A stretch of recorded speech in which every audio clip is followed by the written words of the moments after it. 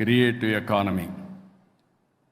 ఏది చూసినా మీరు చేసే పని డిఫరెంట్గా చేయడమే, లేకుంటే 10 మందికి అర్థమయ్యే విధంగా సొల్యూషన్ ఇవ్వగలిగితే, యూస్ కేసెస్ తయారు చేయగలిగితే ఫ్యూచర్ దీనికి ఎంతో ఉంటుంది. ఇది చూసినప్పుడు నాకు అనిపించింది, మొన్ననే క్రియేటివ్ ఎకానమీలో 2 సిటీస్ని క్రియేట్ చేస్తున్నారు.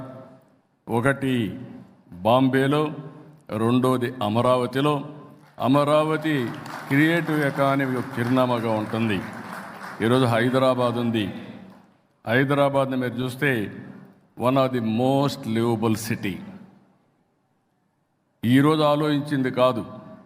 1995లో 95 నుంచి 2000 వరకు బ్లూ ప్రింట్ తయారు చేసి ఎక్కడెక్కడ ఏమి రావాలి, అవుటర్ రింగ్ రోడ్ కానీ, ఎయిర్పోర్ట్ కానీ, హైటెక్ సిటీ కానీ, జినాం వ్యాలీ కానీ, ఇలాంటివన్నీ కూడా, ఇన్సూరెన్స్ ఫైనాన్స్ సిటీ కానీ, గచ్చిబౌలి స్పోర్ట్స్ సిటీ కానీ అన్ని ప్లాన్ చేశాం.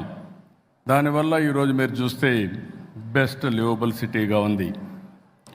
ఇంకొకటి, జీవితంలో కొంతమంది కొన్ని అవకాశాలు వస్తాయి. భగవంతుడు ఆ అవకాశం నాకు ఇచ్చాడు మీ అందరి ఆశీర్వాదాలతో. అదే ఒకప్పుడు హైదరాబాద్, ఇంకొక సిటీని తెలుగు జాతికి అందించే అవకాశం అమరావతి అని చెప్పి కూడా నేను మీకు తెలియజేస్తున్నా. భారతదేశంలోనే కాదు, ప్రపంచంలోనే ఏ టాప్ సిటీస్ ఇండియాని చూస్తే 1 and 2గా అమరావతి, హైదరాబాద్ ఉంటాయని చెప్పి కూడా మీ అందరికీ విజ్ఞప్తి చేస్తున్నా.